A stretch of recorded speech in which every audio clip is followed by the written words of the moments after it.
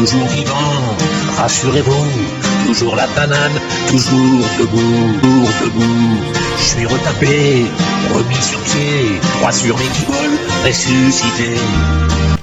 Et yo tout le monde, c'est Denis Gaming 87. Du coup, je fais cette vidéo pour un kin vraiment inadmissible de la part de Coconut JR et ATLPFR. Quand il y a 2 jours, le soir même, où j'étais connecté avec du coup ce staff actuel, je crois que j'ai pas mis une boîte. ouais, du coup j'étais en full proto avec Kevin et du coup ouais voilà, et même du coup il y avait au moment où on était en train du coup de finir l'équième il y a 2 jours, le soir même avec Kevin Gaming, quand j'ai réussi à l'inviter, et bah bizarrement il y avait un petit Coconut JR qui passait par là. Comme du coup il casse les couilles depuis un moment et que j'ai du coup une plainte contre eux parce que les flics en ont chopé 4, 1 sur Mulhouse et 3 autres dans une autre ville où ils m'ont dit qu'apparemment d'après mon curateur que du coup ils seront bientôt jugés, donc c'est une question de temps pour qu'ils prennent leur karma.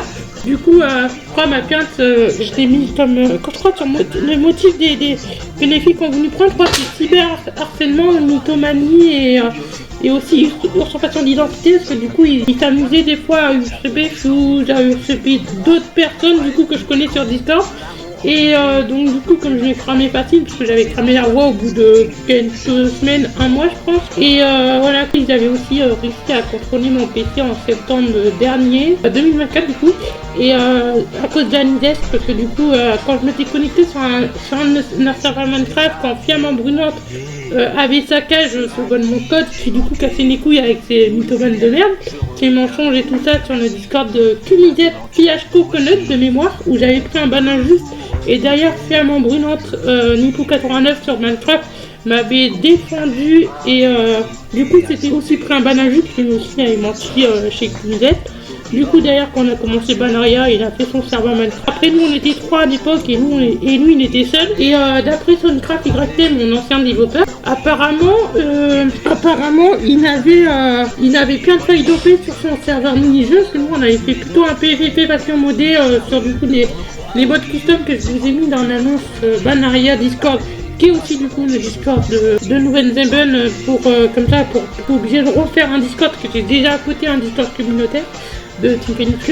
Du coup si vous voulez rejoindre le pays NGMoka, n'hésitez pas à rejoindre le Discord que je vous mettrai dans l'annonce de mon Discord Banaria.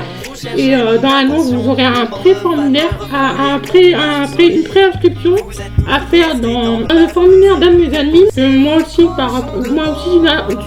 au niveau des staffs, sur mes Discords à moi personnels, personnellement, quand c'est des formulaires à pré-remplir pour s'inscrire soit en staff, soit du coup dans le formulaire du pays, du coup je préfère déléguer le travail mes staffs personnel que j'ai recruté au fil des années. Et donc du coup là le formulaire de préinscription de Nouvelle-Zeben, c'est du coup mon admin Drizoru, je crois, sur Discord qui s'appelle, et Rekos sur NG du coup, qui est aussi officier du pays. Donc du coup n'hésitez pas à remplir ce formulaire un maximum. Nous avons besoin d'un max de monde. Là pour le moment on est que du coup j'ai créé le pays à peine 1 semaine. J'ai déjà 13% de build en à peine 1 semaine. En vrai ça va, j'avance vite. Du coup la sorte ça va bientôt se régler, je pense qu'il va peut-être faire il va peut-être enfin faire un débat dirigé. Inch'Allah, on va prier pour que ça passe. Et ouais, du coup voilà quoi, parce que du coup quand j'avais signalé le ticket, au départ il m'avait pris de haut et il a préféré croire Équerre 93, alors que ce jour-là j'avais un stream, on voyait très bien que Équerre 93, vu qu'il n'y avait pas dans le RTP qu'on avait fait avec Rufi, on voyait très bien qu'il n'y avait pas de chemin de notre base à du coup au-dessus pour venir. En fait ils sont carrément venus pendant que j'étais en train de trier mon EC, à 3 en plus, 3 de Naviacon, je crois, il y avait Écart 93 et les 2 autres, j'ai oublié, c'était déjà 1 an. Et du coup, avec Rufi qui aide pendant ce temps, elle m'avait bien averti du coup avant que je fasse le ticket que elle n'était pas concernée à la base, elle m'aidait à build notre base pendant que moi je triais mon stuff dans mon lycée parce qu'à l'époque j'avais. Et en juillet, je crois que j'avais une somme plus. Je crois que c'était peut-être en juin notre stream. Mais il me semble qu'en août, pendant le stream, j'avais le gradentium, ça c'est sûr. Et du coup, j'ai signé après le stream et j'ai fait. Voilà quoi. Iker il a menti et je me suis fait bannir injustement. Depuis un an que j'attends des bans Infinity sur NG quand j'ai essayé de. Via Nerek, du coup, que j'ai pris du coup, essayer de faire en sorte que Coconut et JR et a peut-être fait arrêter de me faire chier également sur. Donc, du coup, comme j'ai vu qu'il faisait des trucs illégaux en zone de Ken, il y a 2 jours avec Kevin, on a essayé de taper Coconut à 2v1. Pas pourquoi, mais Donrek il prenait pas ses coups. Parce que lui, en fait, comme du coup, il était entré dans notre base, dans notre local de pays, pour nous tuer tous les deux, hein, parce qu'on était full proto avec du coup des guêpes. Il y avait une grosse enchantée, donc en vrai, on avait quand même du bon stuff. Et à 2v1, on n'a pas réussi à nous faire un seul dégât sur ses cœurs. J'ai pas compris. Le pire, c'est que sur NG, c'est un peu comme sur Palladium. Au niveau de quand tu te fight, tu vois la barre de vie en haut. Et sur Red, la barre de vie de Coconut JR, elle voulait pas descendre. Et donc, alors qu'on avait quand même des bons stuff quand même. On avait quand même des guêpes enchantées. Et on était à 2 contre 1. Et parce qu'en fait, il y avait que Coconut JR qui avait rentré dans notre local. Quand, du coup, juste avant, on était en train de finir de kem nos zones. Mais il y a 2 jours, j'avais pas encore compris qu'il fallait aller d'abord dans le Warzone Petrol pour du coup avoir du power boost et finir le camp. Du coup, hier, je me suis occupé de ça. Hier matin, il y avait personne de connecté en Warzone Petrol. Je me suis pas gêné pour prendre la Warzone. Hein. J'ai mis 100% sur la Warzone. Et là, depuis, en vrai, ça a bien monté les cams. Mais ouais, c'était tranquille. Hier matin, c'était tranquille. En vrai, c'est cool. Au moins comme ça, c'est. Du coup, ils sont jeunes. Je pense qu'il doit avoir 16-17 ans. Moi, j'en ai 26. À côté d'eux, moi, je suis un ancien. Donc, voilà quoi. Bon, après, je suis pas si ancien que ça non plus. Je crois c'est un 98, moi je suis un 80. Voilà. Du coup, là, je fais cette vidéo du coup pour vous dire que du coup, ça y est, c'est bon, le nouvel Zeben a à nouveau, à nouveau récupéré son stuff que du coup Coconut avait réussi à nous kill en 2v1 alors que 2v1 normalement on aurait dû le tuer. Mais il prenait pas ses coups. Je pense du coup comme sur Banaria je les avais aussi ban également. Mais moi je crois sur Banaria que c'était un ban automatique. Parce que j'avais configuré Vulcan anti-cheat, je sais pas s'ils connaissent pour les staffs qui passeront dans la vidéo. Vulcan anti-cheat en fait c'est un plugin anti-cheat. Bon c'est pareil, plugin anti-cheat c'est pareil parce que du coup c'est tous les deux dans les fichiers de la console que vous avez quand vous faites un serveur. Et donc voilà, parce que du coup dans l'anti-cheat j'ai mis dans le dossier plugin.